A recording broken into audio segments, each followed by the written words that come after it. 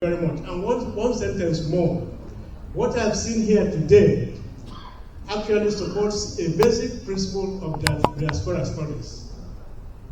Diaspora populations try to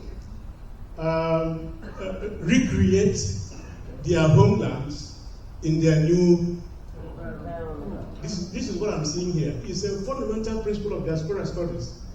We tried classic examples. The Ndi Jew and many other people, Chinese, people everywhere.